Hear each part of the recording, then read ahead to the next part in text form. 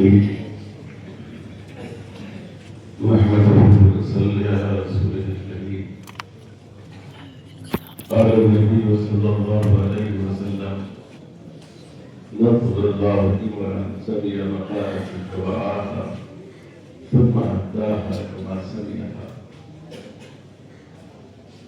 صدر اجلاس حضرت مولانا محمد سفیان صاحب دعوت برکاتہ، اس جامعہ کے صدر مدرس اور علامہ کشمیری رحمۃ اللہ علیہ کے جگر گوشہ، ان کے حفیظ السلیم حضرت مولانا احمد خضر صاحب، اس سیمینار کے انعقاد میں فعال اور نمایاں کردار ادا کرنے والی شخصیت عزیز محترم جناب مولانا شکیب احمد قاسمی صاحب، حضرات علماء کرام اور بزرگان محترم،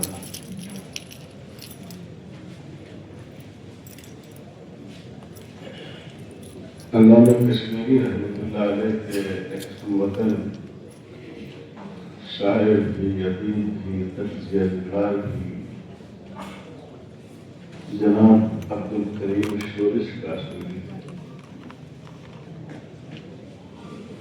ان کی عاقیدی اردو دنیا کی مقبول ترین عاقیدیوں میں سے ایک ہے۔ انہوں نے ارشاد صاحب کے بارے میں دو تین اشعار کہے ہیں، اور اس مجلس سے فائدہ اٹھاتے ہوئے میں چاہتا ہوں کہ اس کو آپ حضرات تک پہنچاؤں۔ غاشیہ پردار دربار رسول اللہ کا، غاشیہ پردار دربار رسول اللہ کا، ماضی مدعو کے اعجاز دکھلاتا ہوا، آدمی کے روپ میں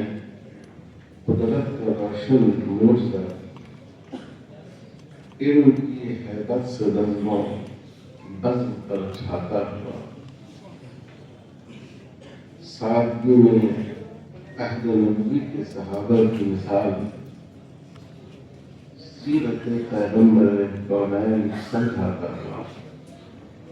اور آخری شعر بہت اہم ہے: یہ جہاں پانی ہے کوئی چیز لافاقی نہیں، پھر بھی اس دنیا میں انور شاہ کا ثانی۔ ماشاء اللہ۔ یہ شورش کاشمیری جو ادیب بھی تھے اور بڑے ناطق بھی تھے،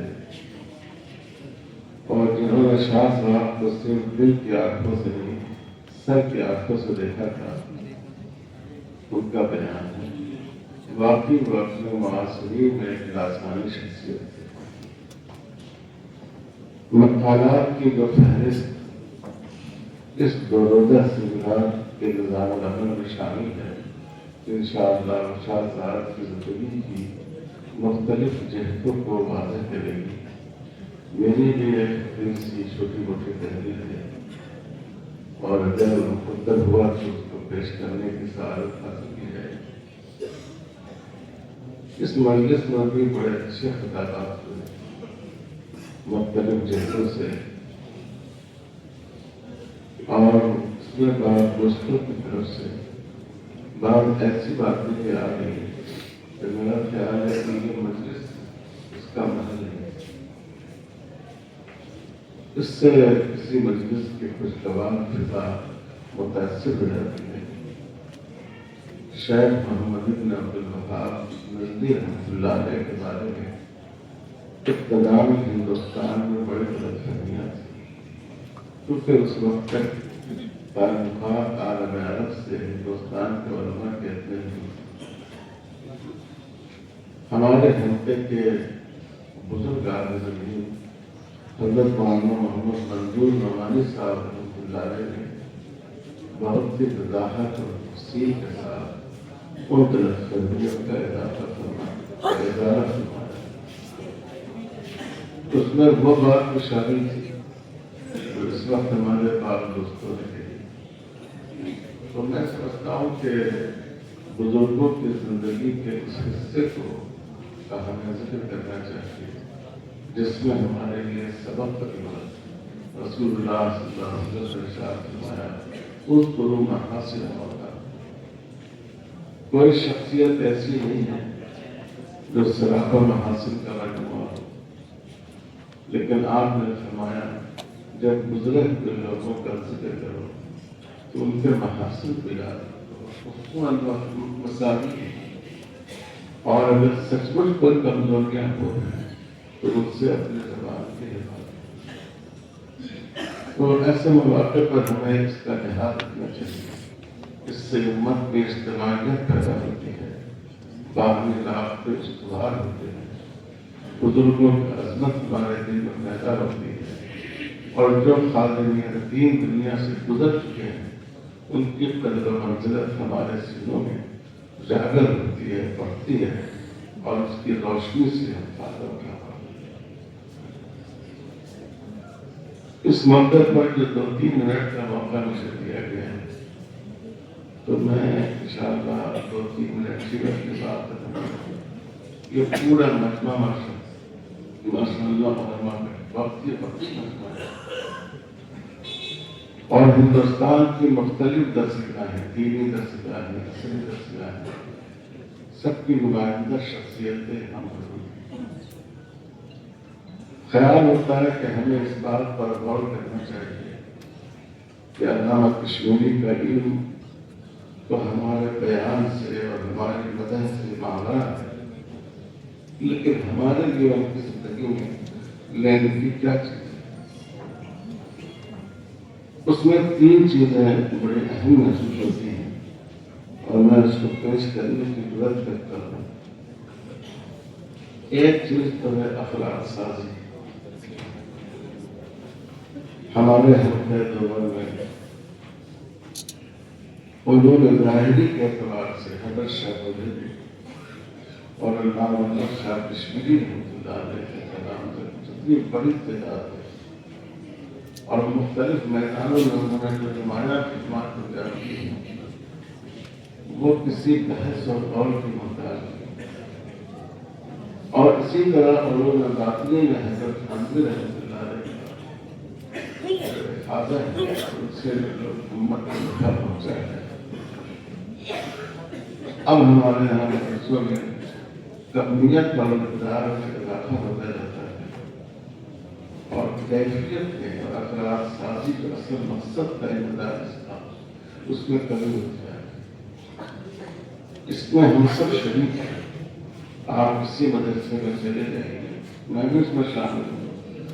مدرسے کے ذمہ دار آپ کو 2 چیزیں بتاتے ہیں. ایک طلبہ کی کثرت تعداد اور دوسرے خوبصورت عمارتوں کی فراہمی. یہ ہمارے بزرگوں کی زندگی کا اصل مقصد ہے. ہمیں ان بزرگوں سے سبق حاصل کرنا چاہیے کہ جیسے انہوں نے ہر میدان میں اقدار کار کر رہے. سوچیے کیا معمولی بات ہے. مستشفی کا مولانا محمد یوسف نبوی رحمۃ اللہ علیہ، مولانا سعید احمد اقبال الرحمانی، اتنے بڑے بڑے علماء پیدا ہوئے. ہم اپنی زندگی کو جائزے لیں کہ ہم آج کی ضرورت کے لحاظ سے کتنے اخلاق نہیں کر رہے ہیں. دوسری قابل توجہ بات ہے وقت کا شعور. اس وقت کس چیز کی ضرورت ہے؟ علامہ کشمیری علم میں ڈوبے ہوئے، صبح کے اٹھنے سے لے کر رات کے صبح تک ہر لمحہ ہوگا علم کے راستے میں. اللہ نے ان کو اتنا قوی حافظہ عطا فرمایا تھا. سال ہر سال بات کے ذہن میں رہتی تھی. پھر بھی وہ کتابوں سے مراجعت تو کبھی اس کی اہمیت کم نہیں ہوتی تھی. لیکن اس کے باوجود جب قادیانیت کا فتنہ اٹھا تو ساری چیزوں کو چھوڑ کر علامہ کشمیری پوری طرح اس فتنے کے مقابلے کے لیے اٹھ گئے. اور وہ جب آپ کی لوگوں نے تعریف کی اور آپ حالت کو تشریف لے کر اس کو بتانے کی پیروی میں تو فرمایا کہ اگر ہم قادیانیت کرنا کچھ نہیں کر سکتے کبھی تو دکتر کشمیر اور شاہ کشمیری سے بہتر یہ اپنے زمانے کے تقاضوں کا شروع اس کا فہم اور وہ غیر دفاع دین کا جذبہ یہ ہمارے دلوں کی زندگی کا کوششوں کا اصل تھی ان کی روح اور اسی نے مسائل شریعہ میں بھی وقت کے تقاضوں کو سمجھا آپ صلی اللہ علیہ وسلم معرفت کے اعتبار سے مجھ سے بہت زیادہ دائم ہوا ہے آپ کو پہلی باری میں پڑھا ایک ہی جگہ قریب شاہ صاحب نے دو واقعے نقل کیے ہیں ایک واقعہ بخارا کا نقل کیا ہے کہ بخارا کی طرف روس کی فوجیں پڑ رہی امیر بخارا نے علماء کو جمع کیا اور کہا کہ ہم چاہتے ہیں جو ہتھیار وہ استعمال کرتے ہیں تم کو ہم بھی وہ ہتھیار بنائیں آپ کی کیا رائے ہے تو بعض قرآن نظر علماء نے کہا کہ یہ تو تشبہ کفار ہو جائے یہ درست نہیں ہے ہم بخاری شریف کا ختم کریں گے دعا کریں گے اللہ تعالیٰ سے حالانکہ ہم مدارسی کا باب پڑھاتے ہیں طلبا کو سمجھاتے ہیں کہ حضور صلی اللہ علیہ وسلم نے دعا اور تدبیر دونوں کو شانہ بشانہ رکھا ہے لیکن زمانہ ناشناسی ہمیں اس نتیجے پر پہنچا ہے دوسرا واقعہ میں سمجھتا ہوں تاریخی اعتبار سے اس سے مسلمانوں کو جتنا نقصان پہنچا شاید کسی اور واقعے سے نہیں پہنچا جس وقت روم کا بادشاہ متپرست تھا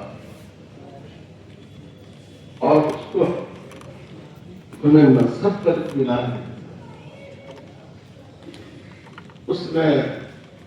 جو مسلمانوں کے اس وقت کے ذمہ دار خلیفہ تھے ان کے پاس اتنا خط لکھا کہ ہم آپ کا مذہب اسلام قبول کرنا چاہتے ہیں لیکن ایک بات یہ ہے کہ ہم شراب نہیں چھوڑ سکتے ہم شراب کے اتنے آدمی ہیں ہم شراب نہیں چھوڑ سکتے تو علماء سے رائے نکلی کچھ علماء نے یہ بات کہی کہ نہیں ہم اس کی اجازت نہیں دے سکتے مسلمان ہونا ہے تو ہو نہیں ہونا تو نہیں ہو اسلام کو تھوڑی اس کی ضرورت ہے علامہ کشمیری فرماتے ہیں اس کا نتیجہ علامہ کشمیری فرماتے ہیں کہ جب میں ہوتا تو یہ کہتا کہ تم شراب پینے کو گناہ سمجھتے ہوئے پی اگر تم اس سے بچ نہیں سکتے کیونکہ اگر کوئی آدمی شراب کو حلال سمجھے تو کفر ہے اور حرام سمجھتے ہوئے اس کا مرتکب ہو جاتا گناہ تو علامہ کشمیری نے کہا کہ میں کہتا کہ تم اس کو گناہ سمجھتے ہوئے جب تک تم اس سے بچنے پر قادر نہ ہو جا اس کو کیوں اس کا نتیجہ یہ ہوا کہ اس نے پھر عیسائیوں سے رجوع کیا اور آپ جانتے ہیں کہ پورے یورپ میں عیسائیت یہ بڑی اہم بات ہے علماء آدمی کو اپنے وقت کے تقاضے کا شعور ہو اور دین کا تحفظ اور دین کا دفاع اور اس کا بقا اور شریعت کا جو بنیادی مزاج ہے اس کے سامنے تو یہ بات ہمیں اپنے شاہ صاحب کی ملتی ہے اور آج ہمیں لینے کی ضرورت ہے کہ ہم وقت کے تقاضوں کو سمجھیں ہم دفاع دین کو سب سے زیادہ اہمیت دیں محمد صالح صاحب نے جو عبارت پڑھی وہ قادیانیت والی مجھے یاد آتا ہے کہ اس میں الہاد کے الفاظ علامہ کشمیری نے فرمایا کہ الہاد جو پڑھتا جا رہا ہے اور میرے ذہن میں کچھ نکات ہے میں چاہتا ہوں کہ تم لوگوں کے سامنے بیان کر دوں تم ان کو اپنی زبان میں اور یہ ہے کہ جو میں نے کیا کہ افراد کار ہم کر رہے یہ مدرسے یہ تو اسلام کی حفاظت کے لیے اور اس ملک میں دین کے بقا کے لیے گویا کہ افراد سازی کا ایک تجارت کا جو یہاں قائم کیا گیا وہ علامہ کشمیری کے یہاں بہت سی چیزیں ہم لوگوں نے لینے کی ہیں. ہم نے بھی ایک چھوٹا سا مقالہ لکھا ہے, اس میں 7-8 چیزوں پر ذکر کیا ہے, لیکن یہ 2-3 باتیں مجھے سمجھ میں آئیں کہ بہت اہم احتیاط کر دیا. میں بہت شکر گزار ہوں اپنے ان دونوں بزرگوں کا کہ انہوں نے اس دین کو بھی اس پرسعادت اور مبارک مجلس میں شرکت کے مناسب سمجھا اور مجھے بھی اس کی سعادت بخشی. السلام علیکم ورحمۃ اللہ وبرکاتہ.